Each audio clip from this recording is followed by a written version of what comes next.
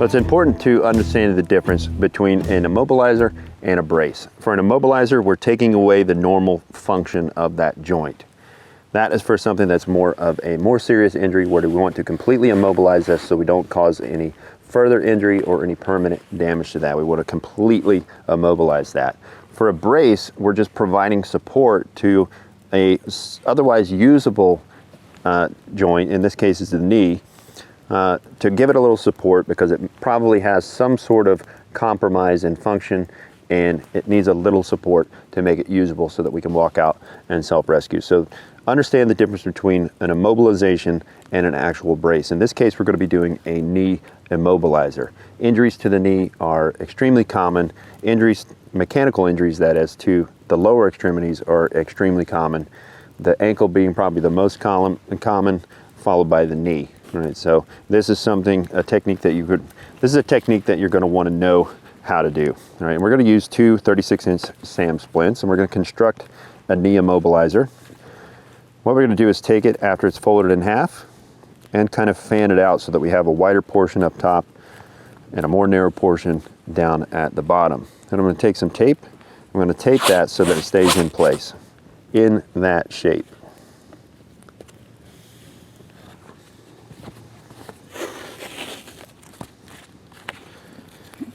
Put one up top and then also down here towards the bottom.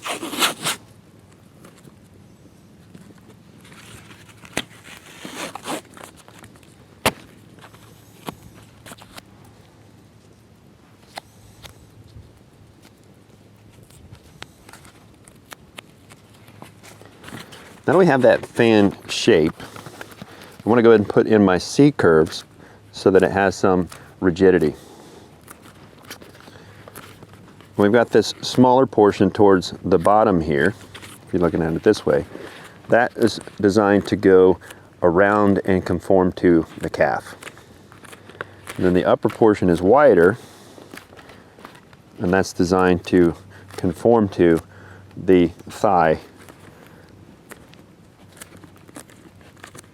once it's on. So we have that. You just need to duplicate that. You'd have a second just like that. In keeping with the principles of splinting, we have bony prominences right here. So we're going to pad the knee really quick.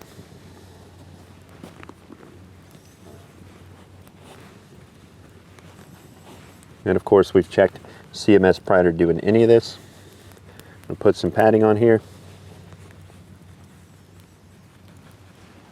A piece of tape to kind of hold that in place. I'm going to take one immobilizer, one side of it. I'm going to put it right about his calf and kind of conform that to his knee. I'm going to take the other one and match it on the other side. Make any adjustments I need to make so that this conforms to his leg. You go ahead and hold that just like that. Then I'm going to take a couple of ace wraps, and because I want to immobilize this, I'm not going to leave anything open. I'm going to immobilize from here all the way up with these wraps.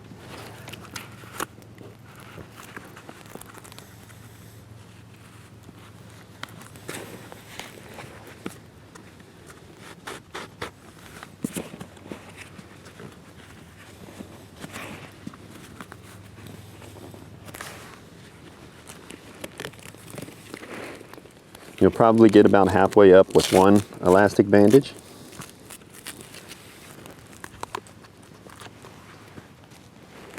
And come back in with a second.